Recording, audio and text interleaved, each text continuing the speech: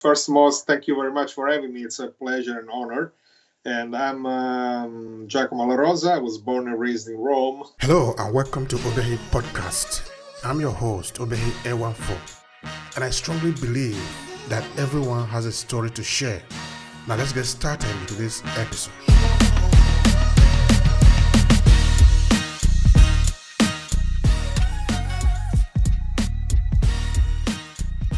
Moved to the States when I was 19 to college, and I was working in film for about 20 years.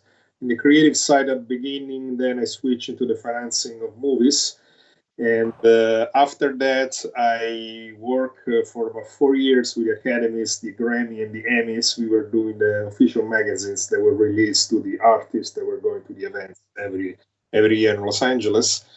And after that, I decided that my creative side needed to be a little bit boosted up. So I went to Harvard and I did a master in English literature and creative writing. And I picked up a lot of the stories that I had left behind me since my teenagers year, really. And I started to write novels. So now I'm a full-time writer. I published my first novel about 4 years ago. The second one is coming out in September, and hopefully the third one sometimes next year. And on the side business, it's not really a side business because I do it also not full time, but I dedicate a lot of time to work for Generali. You know, you're familiar with Italy. Generali is the number one insurance company in Italy. So what I do wealth management and risk for families and people that invest money. But my real passion is in writing. So you said you were born in Rome, right? Yes. Okay, can you tell me a little bit about that? Because of course you are a story writer, so we are going to enjoy you a lot today. So tell me a bit about your background growing up in Rome. Help us to see Rome through your eyes. Well, Rome, I think, not because I'm from there, but I believe is the most beautiful city in the world, with all the respect to the other cities and the other people that live in other beautiful cities. But Rome has a concentration of history that goes back, obviously, since its foundation of almost 3,000 years ago. And I think that layers of culture and history somehow grew up in me as well. They're in my... So every time I travel, I always encounter pieces of Rome, pieces of my culture, all over the world. And whereas I was in places far away like Asia or Central America where Rome was less present, I could relate to former empires. Like I was just in Guatemala, for example, the Mayan Empire, and making comparison with Rome did, what the Mayan did in Central America. So somehow there was a connection in that sense. So I enjoy on a personal level. I really enjoy growing up in Rome. I have a lot of friends, and the Italian lifestyle. I think it's really good, and I appreciated every bit of my years there. But then, as I said, I moved to the United States when I was 19, right after high school. So all my college years were in America. This is an interesting part for me. How did you start in writing? Because that is a greater part of what you do today now.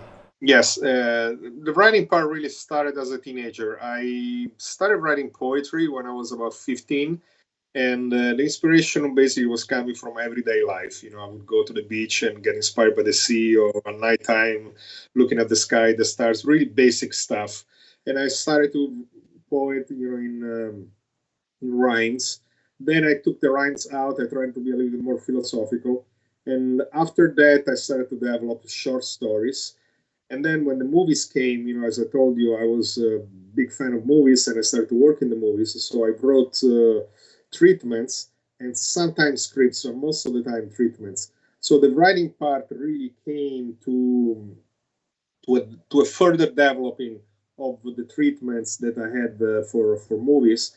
And eventually I found enough material to create full novels, and that's what I'm working at. Right now I have about 13 books aligned, which, as I say, 2 of them are already completed.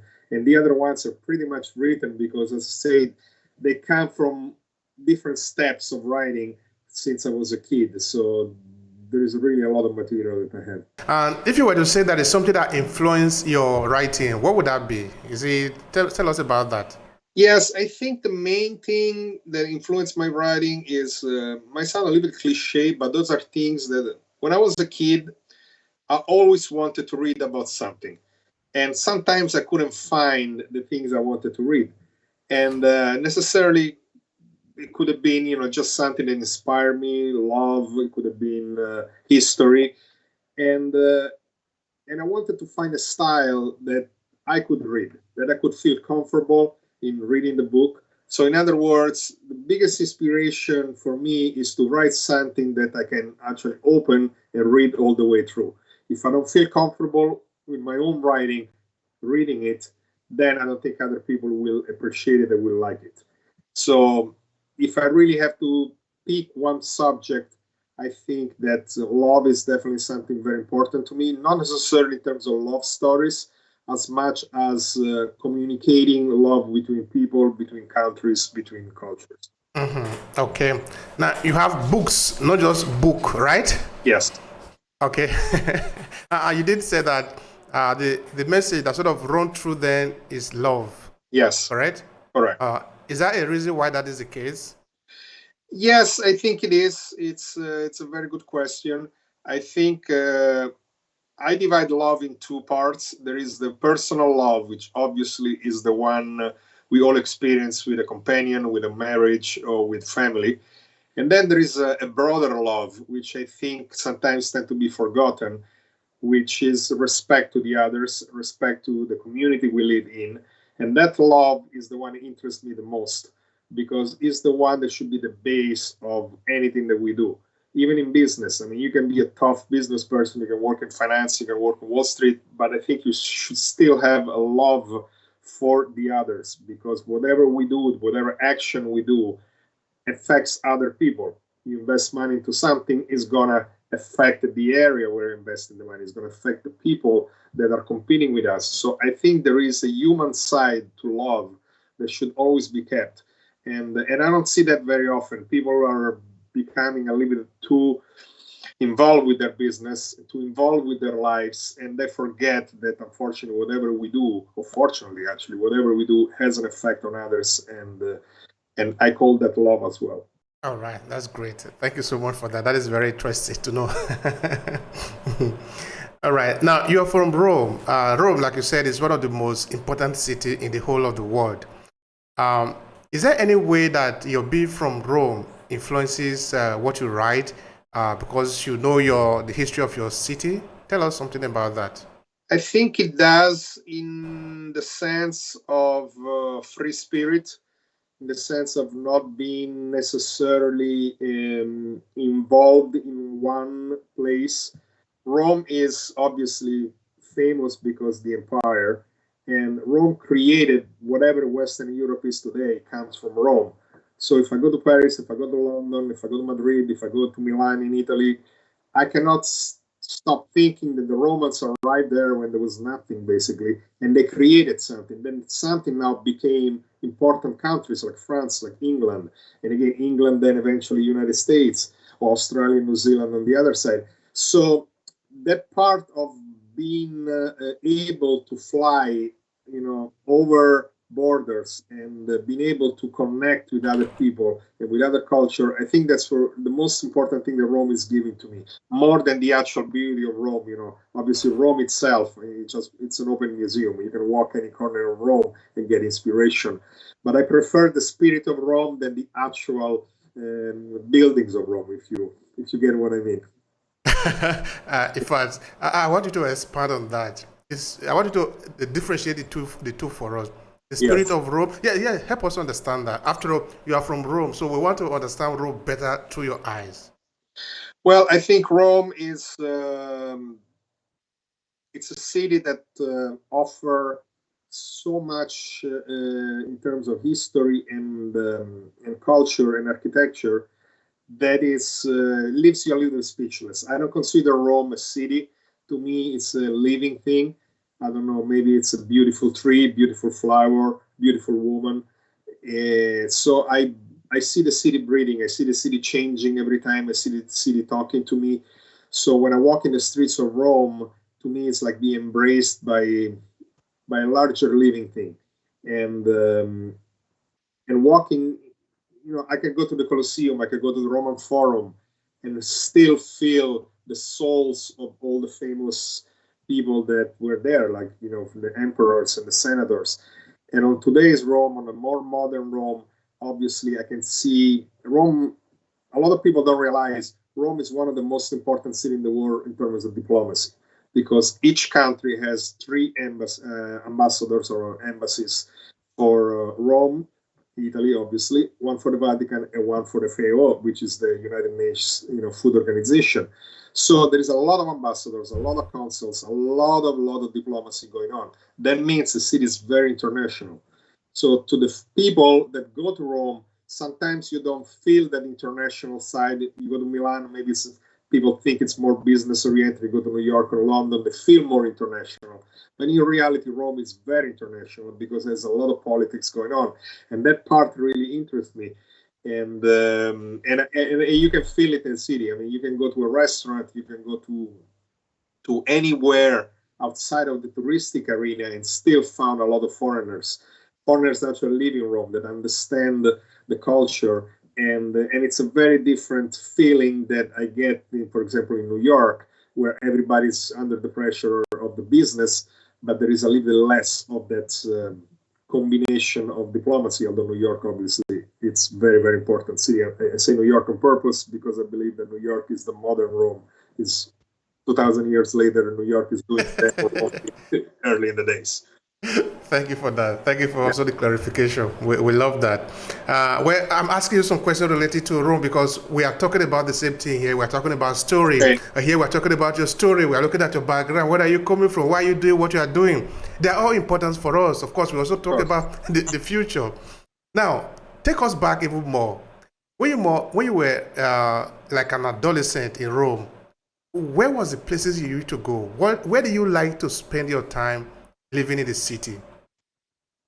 That's a very, very good question. I must relate to the people that were connected to my family. My maternal grandfather was born right in front of the Colosseum. So he used to take me anytime he had a chance back to his house. He didn't live there anymore, but his apartment was what today is the City Hall of Rome. So literally his windows were on the Roman Forum and on the Colosseum. So I must say that it is the most iconic touristic place, but also for me as a Roman was a very important spot because again it was the place where my grandfather was born, and to me gave me a legacy as a grandson of this man, but also as a Roman person. On the fun side, when I used to go out with my friends, I enjoy going to Piazza Navona. Piazza Navona is I think one of the most famous square in the world, and it just to be there, it's a very large square. The Romans used to fill up with water and do competition with ships, and to me it was just very, very nice. In the 70s and the 80s, the 70s I was still a kid, but in the 80s is really when I started to go out with my friends after school. And, you would go to Piazza Navona, there were a lot of artists, paintings, portraits on the street, and little cafes and stores. So it was a really, really nice place to hang out.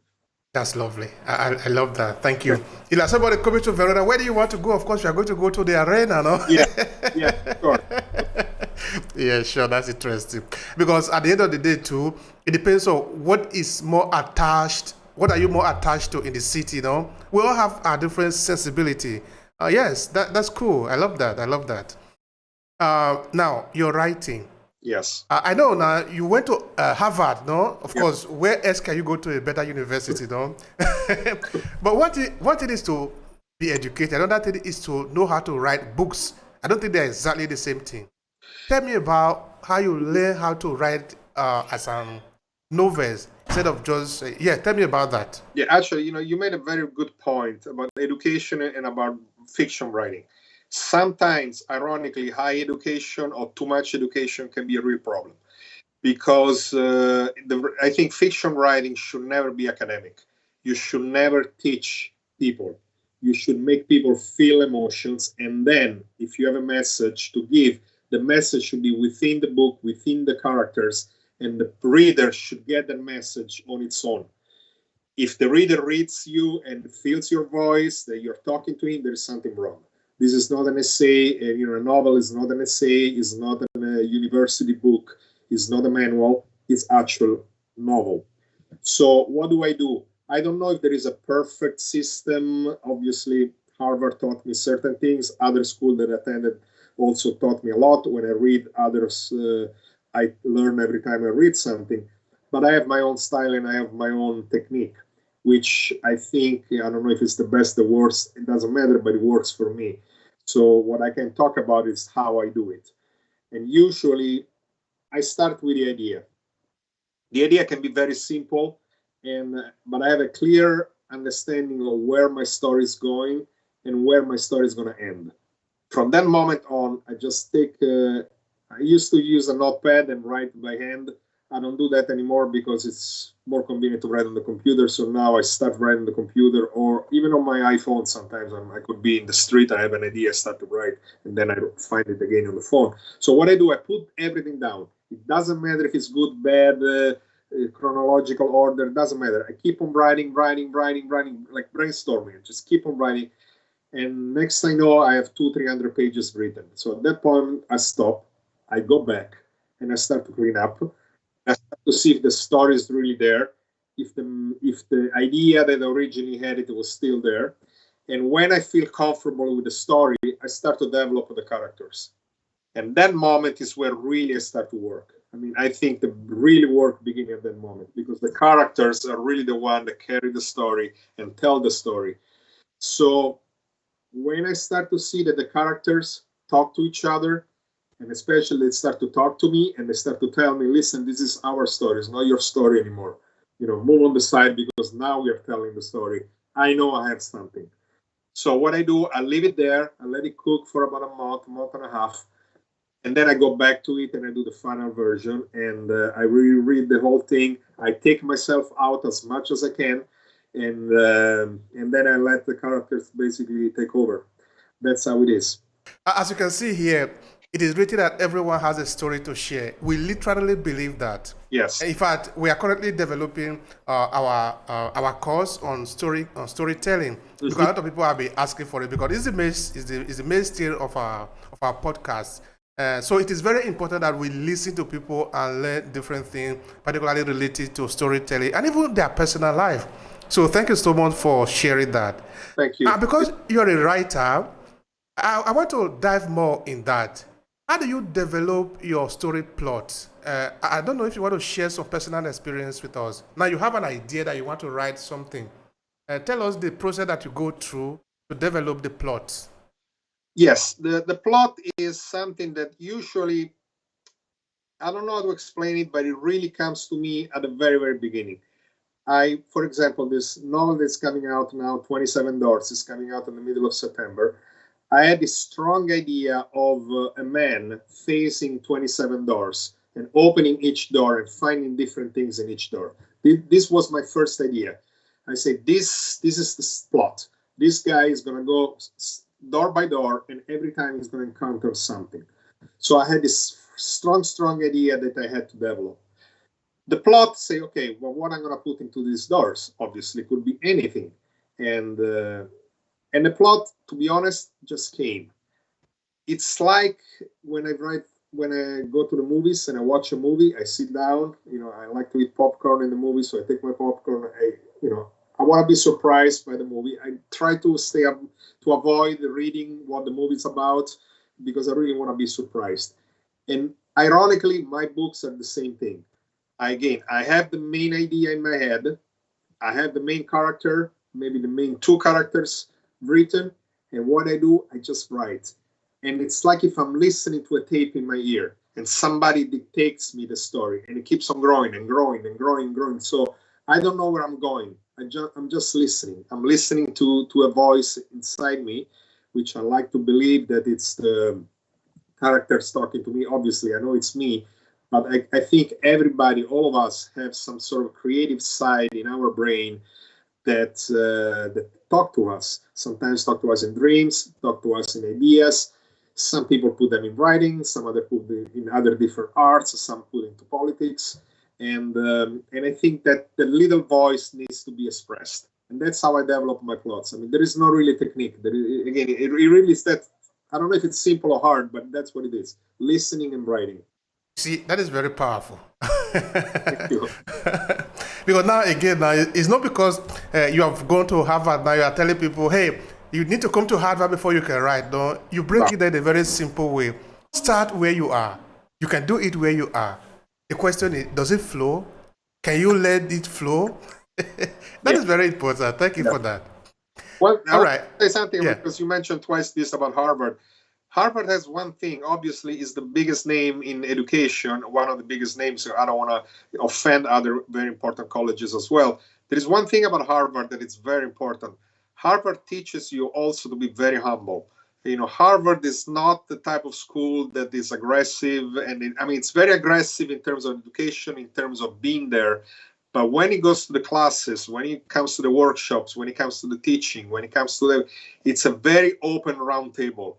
And it's very, very important. I think this is the secret of that school because not too many realize that. A lot of people realize it's this, uh, golden castle where people hold the power of education and all that. It's not. It's really very, very open experience where sometimes students are as important as the teachers because the level of intelligence and preparation and education and the willing of sharing things is really high. Not that I was intelligent, actually, I was probably the least intelligent in the school, but a lot of people are very intelligent, and also there is a very open mind to different cultures. So I wanted to clarify that because it's important because sometimes people don't realize that about Harvard. All right. Thank you so much for that. Another thing I'm trying to understand now is when did you usually realize that the story that you are working in is going to work? Yeah. That, okay, now you are writing a story, no? Yes. You keep on writing it. At what point do you realize that this is a story that is going to hit? I think is when I read the end. So when I reach the end and read my ending, and the final ending, I mean the one I know is really going to be in the book, and when that ending stands for whatever I've written before, I know that the story works. I feel that there is a continuity. There is a strength to hold that ending, because let's face it, there is a study says when people have a conversation like you and I are having right now, we only remember 7% of what the other people said. And it's probably very close to reading a book as well. If you read a book after 6 months, even probably after 2 months, you probably remember only 10% of what you read because it's impossible to remember everything. And the ending is definitely, beginning and ending are definitely the two parts that you're going to remember the most. And then a few concepts that the book explains. So to me, it's very important that the ending holds whatever I've written before. So if I see that holding, then I feel comfortable. And the second aspect we touched before is definitely the characters. I really feel that the characters are talking. And the moment that I know the characters are talking, I know there is something strong. That's powerful. Now, I share something small with you because I want to ask your opinion because also I'm a writer and I've written a couple of books. So one time I went to present my book at the University of Verona. Yes. The book is titled Amended, The Stream Water. So at the point, the student was asking me about the person in the book. Of course, it's written that it's not a true life story. As if she was thinking that it's actually a true life story. What is going to happen to the character now? Then I told her, okay, listen, this is actually an imagined story. It's not a true life story. When I said that, it's as if I suddenly revealed the secret now, as if the love she had for the character sort of calmed down a little, you know. So, of course, I'm talking of the power of imagination now. The character in the story actually is an imagined one. It's not a real human being. Yes. But okay, it was designed as if it really have life in it, no? I don't know. In a situation like this, what do you usually do? Because at the point I sort of felt guilty, you know, sort of. But I had to tell her the truth. It's not a real human being. It's an imagined human being. You know, I don't know if I answer your question, but there is a very interesting approach to fiction. That's why it's called fiction. As soon as you start to write, whatever it is that you're writing, it's fiction. It's never reality. Never. Even if you write a biography on Abraham Lincoln, or you take, I don't know, Nelson Mandela, or you take Gandhi, Jesus Christ, anybody. As soon as you start to write, even if it's biography, even if it's an academic paper, is still writing, is still your version of whatever you think you research and this person did. So when it comes to fiction, when you don't have the research, well, you have different kind of research, but it's basically all made up in your mind. Even if you talk about your family, even if you talk about your love, it's still fiction. It's not the real characters. You're not making a video. You're not doing the news. And even the news are filtered. So you don't have to worry about reality or not reality. Just write, it's real, whatever it's on the paper. It's real, whatever it's on the paper. If you're not trying to describe something that came from real life, you're trying to describe that emotion. So, for example, you go to Africa or Central America, and you go to a starving area. When you say starving kids, you have to convey the emotion that there are kids that are starving and they need to be helped. You're not telling the story of that physical little kid. Otherwise, again, you'll do a news report and you go with the cameras, and it's a completely different job. So I think when it comes to dealing with that, it's all fiction, it's all fake, even if it's real. And that's why I don't like when I read these books based on a true story. But it doesn't make any sense. It's all filtered. So, and also remember, anytime, at least in my opinion, but I talked to many writers, and everybody unfortunately had the same issue. Every time you write something, the people that you know, your family, your close friends, they always try to relate to them, like, oh, this was me, or this was the person that we know, or to you. So they say, oh, this is you were going through a difficult time in your life, or you do this. No, it had nothing to do with my life. It's not a diary, it's a novel. So of course you're going to touch things that you experience in life, because it's normal, they're inside us. But that doesn't mean we are telling necessarily exactly how it happened in real life. I hope I answered the question. You do. But of course, we are reacting to it, though, the way we see it, though, because that is also one thing I love about writing and about literature and about storytelling in general, no? Because there is no one size fits all. Yeah. If there is one size fits all, it's going to be boring. Absolutely. It is interesting because we're adding different twists to it. I put my experience in it because you didn't see my experience. I didn't live your experience. So if all of us are just putting the same, making copycat all the time, it's not going to be interesting to read. Yeah, you're absolutely all right. Now, another thing I think is important within the feed is where people say, show, don't tell. Yes. And I think this is becoming something that I usually also tell people. Now, what is your own take on that? What would you advise maybe beginners writer within the line of show more instead of tell it all the time? Yeah, I'm absolutely on that school of philosophy. It is all about showing, because showing doesn't mean you don't have to communicate. You don't have to convey a message. You don't have to convey a story. Of course, you're going to tell, but you're not going to, by not telling means you don't have to spell it out. For example, there are two people in love, and I say, John was in love with Mary, and Mary loved Johnny so much, and they held each other, and they kissed each other, and they went out to dinner, and they loved so much. This is telling. Showing means, let me see why these people really love each other. So they are going to dinner, let me see what they are eating. Let me see what they are talking about. Dialogue is very good to help, to show, because dialogue, puts you right away in the middle of the scene. And this is important. So at the end of the day, at the end of the chapter, at the end of the book, you still convey the story, but you didn't tell it. And this is what it means, not telling. And a lot of people think not telling means, oh, I don't have to speak my own ideas. And of course, speak your own ideas. And what I meant before by taking yourself out, that doesn't mean you have to hide your ideas. Let's say you have to make a political statement. You don't write, oh, I don't like abortion, or I like abortion, or I don't like, the war, or I like the war. No, make a character doing it. Put the president, put a senator, put a civil action hero in there, and have that person talk, have that character giving the story. In that moment, obviously, it's your message. But also, what's very important, books, we write books, but we don't own the books. Once the books are on the open, like you said very wisely before, everybody has different interpretations. We cannot expect that everybody's going to read our book and think and react the same way we did. Once the book is on the open, it belongs to the public.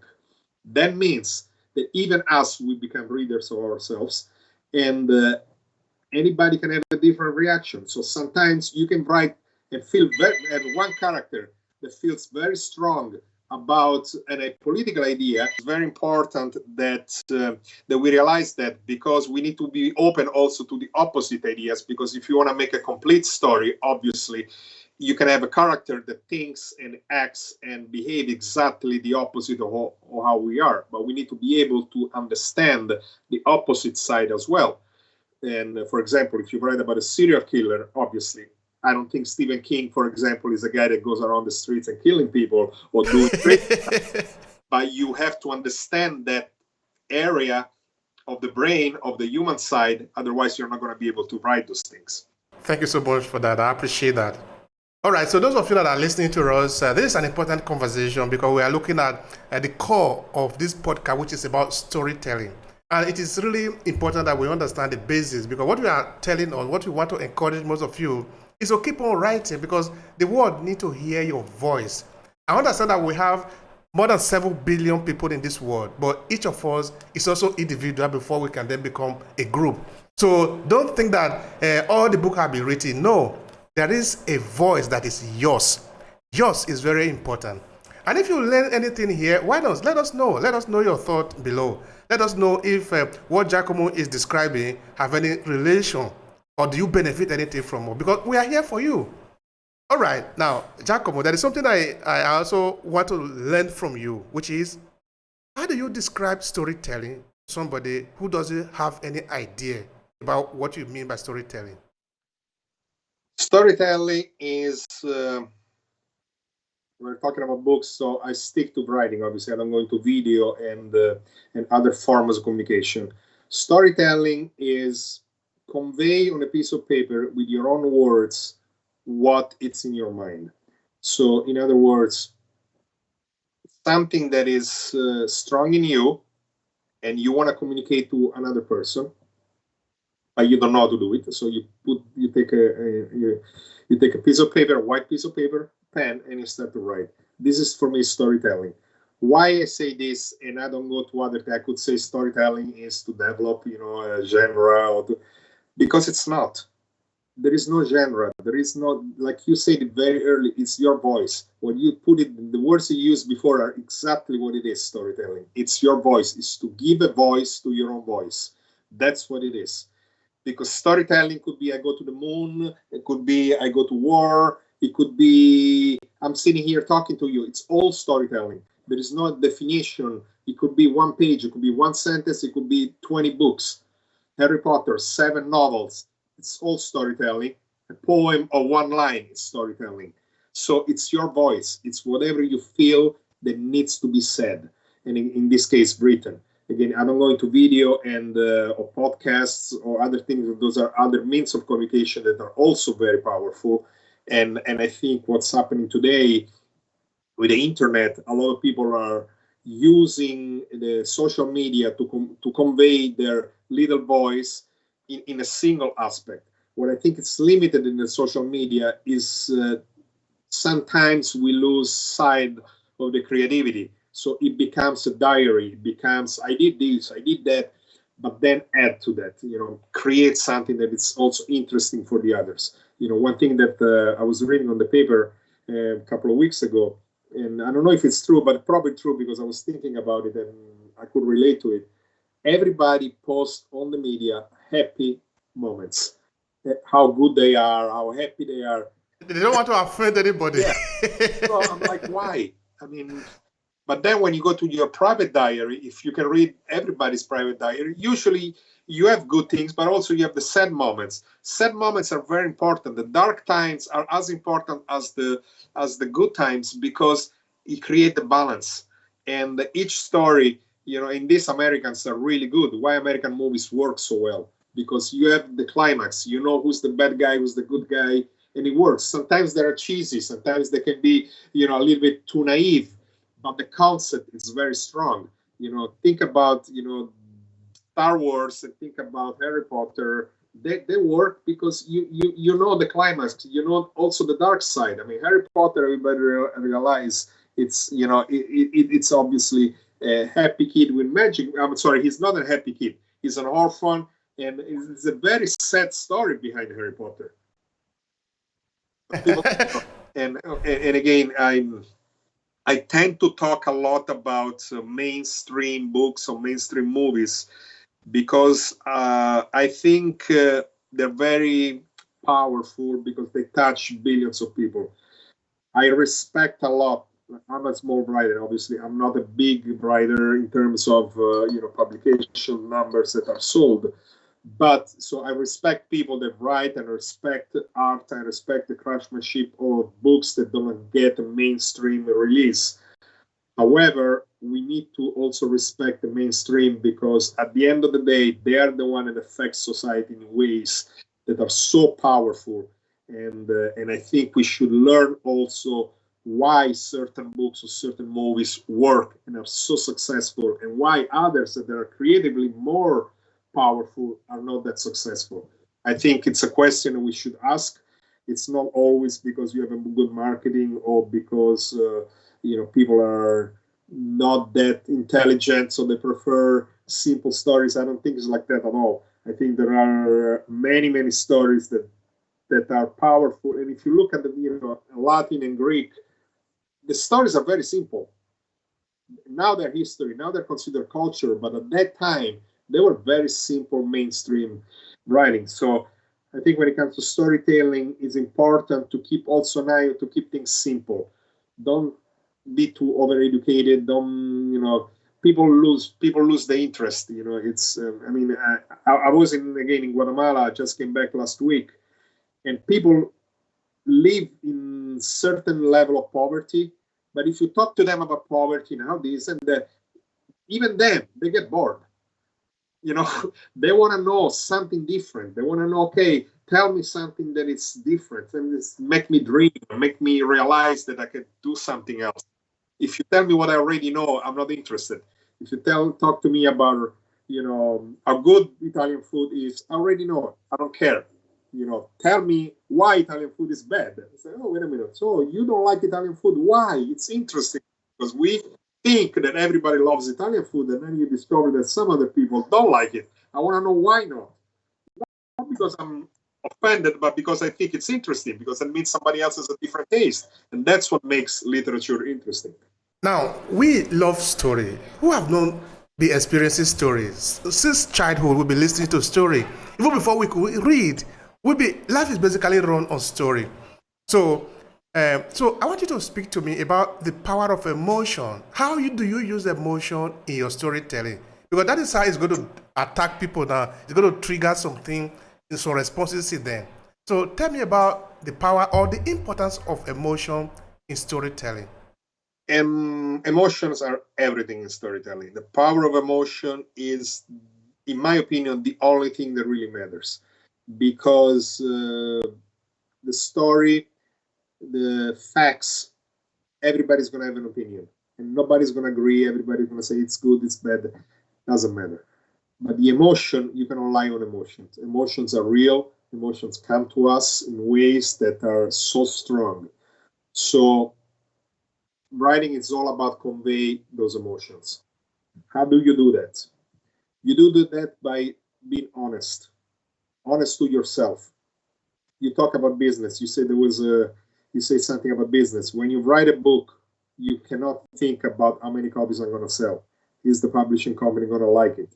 You already lost the moment that you write. To go back to important mainstream things, because this is very important. I make always a case. Let's go back to Harry Potter because I mentioned it before. Harry Potter was turned down many times. She wrote Harry Potter and it was turned down. So it didn't happen as a commercial bit that she was called by a publishing company, write something about magic. That was after Harry Potter. Then after Harry Potter, all the publishing companies called writers to try to imitate. Star Wars is exactly the same thing. people don't realize Star Wars is the only mainstream movie that's it's independent. Studios didn't want to make Star Wars. George Lucas had to make Star Wars on its own, and it's very independent. It is basically the perfect example on how emotions work, because he created a story on the stars, on the universe, that are all about emotions. We remember the emotions. So on my side, on my corner, when I write a book, I want to convey the emotions that I felt when I went to watch movies, when I read the good books, or when I was in school and a good teacher taught me a good lesson. I want to be able to create moments in the book where at the end of the book, the person says, you know what, I disagree with the story. Maybe the story wasn't exactly what I wanted, what I expected, but I had a joyride, had a roller coaster of emotions. No matter what, I like it, didn't like it, but I definitely was not bored. And this is the most important thing to me. That's powerful. That is emotion. We are in it. Yeah. That is the human being. It is. We are human beings, all of us. That's great. All right. Because you have a good background in business, and of course, here in the podcast too, we also advise people to start using more storytelling in their business. And of course, we have an expert in front of us, so we're going to be listening to you on that. So how should people use storytelling in business? Maybe you can also share example, because you have business, you understand the background in it, so you can show to us how you use it in business. Yes, well, storytelling business, it's very interesting concept, which is, in my opinion, starting to develop really seriously now. People really didn't use it in the proper way in the past, because for too many years, for at least 150 years, business has been about business. So every literature, everything that was written was always to convey a mechanical concept. So it would have been a manual, it would have been an academic book, it would have been talking about finance, how do I trade, but it was not really storytelling. I think what's happening now, storytelling, and it started with companies really putting their mottos and starting to have little messages to the employees and eventually to the customers. I think storytelling now is shifting into finding the identity of the company and the business that it's run. In other words, people need that as an X-ray of what they're doing. It's almost like if storytelling is becoming an internal contract, if you will, if you let me use that word, where nobody needs to sign, but everybody needs to agree. If I talk to you about I want to do certain things, it's up in the air. If we run the company through numbers, it's still business. But if you and I take a piece of paper and write the idea of developing a business, let's say it could be a new fast food chain. We decide to create a new, Giacomo Obehi Giacomo, whatever, a new ice cream line. And it's an idea. I have an idea. You have your idea. But unless we put it on paper and we start to agree. So obviously this is done with business plans. But business plans are also very technical. Storytelling is a little bit beyond that. It's more personal. It's let's really agree on this. Okay, do you really agree that we need to sell ice creams? Why we need to sell it? And tell the story on why we decide to do certain things. And I think this is also very important for families. I know you talked about this with Nick. Nick is probably the world leader on this. He's really amazing in this. And I totally agree with what he's doing. And I really admire his thinking on that, because when you apply that to the family, it's exactly the same thing. Families think that they go in a certain directions, but they're not. Everybody goes scattered. And unless you have a book or something that really puts the storyline of the family back together, you might go in different directions without even realizing it. All right. Now, I want you to tell me the kind of books you were reading, sort of build up your own ability to write as a writer, not as an academia. Okay, even the one that you just love to read because you love to read them. So which are these books? Share with me. Yes, well, there are many. I always like to start with the classics because I think we should honor the classics always. So anything that is Alexandre Dumas, anything that is Sherlock Holmes, anything that is Edgar Allan Poe, I love those, and they are the masters. They are the one that thought about it before anybody else. They are the one that created and laid the way for us. So I always want to honor and respect them because I keep on reading them, although I read them the first time in high school, then in college. But every year I still pick up, one of those classics, just to read the style, because I think it's important to understand because certain concepts never get old. The story might get old, the concept, the political environment might be changed, but the concept and the emotions that we discussed before, they're always very modern. So to me, it's extremely important. For example, I'm reading again The Count of Monte Cristo, which I haven't read in 20 years. So that as far as the classics. That's a great book. Yeah, it's an excellent book. And also because of what I was saying before, we remember 10%. We all remember he came back rich and he did revenge, but we forget the in between the lines. And in between the lines are so powerful. And that's what made the book exist for so many years. In terms of modern, I just read The White Tiger, which is a very Indian book, a very, very beautiful book. And I really like Stephen King. I know it's a lot of people are snobbish about Stephen King. Stephen King, I think it's a master in conveying certain emotions, and I really like to see how he does. And the only way to learn is to read it. And on a more, I'm a big, big fan of, like I said, of Edgar Allan Poe, because Edgar Allan Poe to me is very, very modern. He basically introduced anything, not only horror, but anything that is thriller, that is inside the dark side of the human mind and the human heart. Heart of Darkness, it's a great book, which I read all the time. Again, it's a classic. Probably you're familiar with it. The Heart of Darkness talk about all the slavery in Congo, but it's famous because Apocalypse Now was made after the book. So what Coppola did, he took the book, took it out of Congo, put it in Vietnam, rewrote the whole concept, and made it into the Vietnam War. But it's a very, very deep, book. Again, it's not too much about the slavery on the historical side of Belgium and Congo, as much again the emotions. You feel the suffering. It's very, very strong. I mean, this is what it's all about. I read a lot about anything that is related to achievements. I like people that achieve things. There is a very good book, Messner, the Italian, how do you say, the climber. He did the Everest, and when you climb a mountain like Everest, it's a strong thing.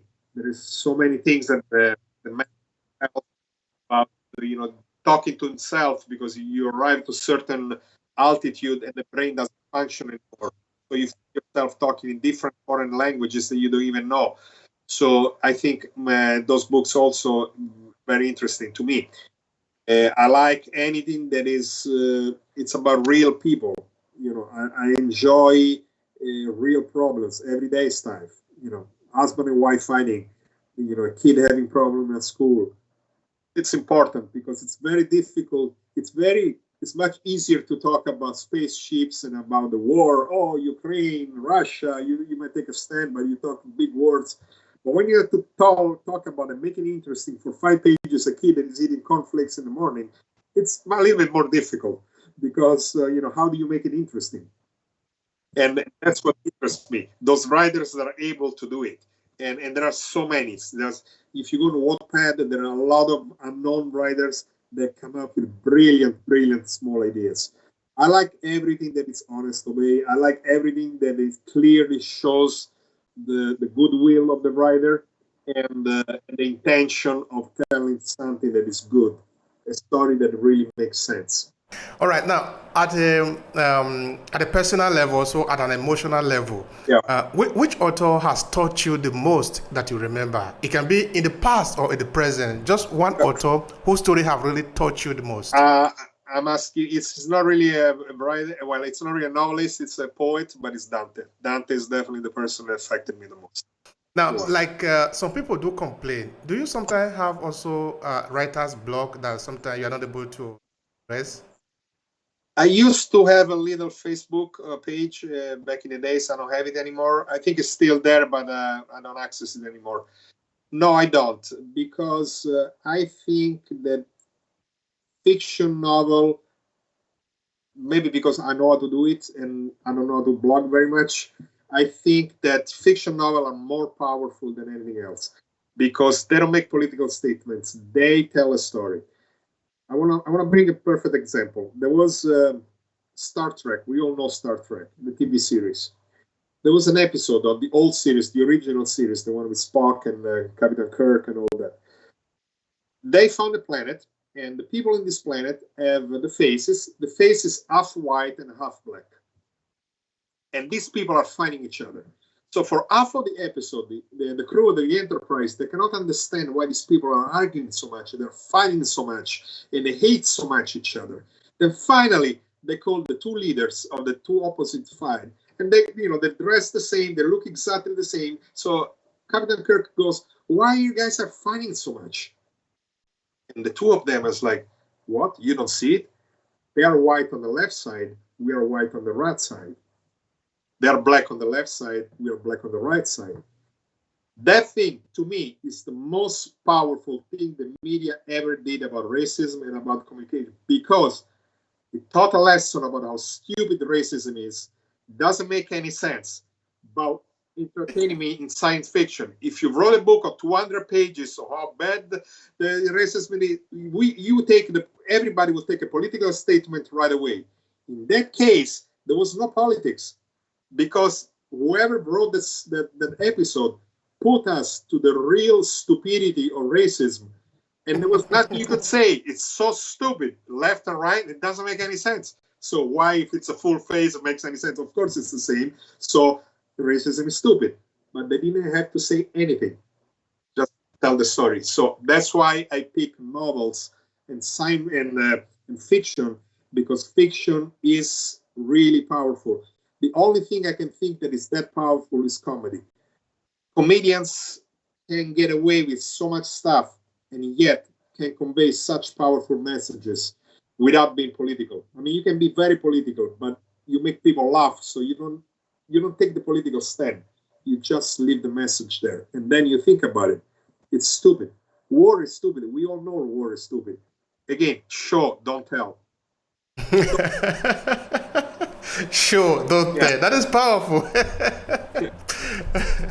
All right, because we are talking of storytelling, Yes. I'm tempted to ask, also because we said before that storytelling can actually be used in businesses, no? In fact, Yes. all businesses to start learning how to use storytelling in their marketing, because it's very important. Now the question, Yes. why are we so attached to storytelling? Because I think storytelling are words are very powerful. And when you are able to combine words together and convey something, that something becomes the story, and that story remains.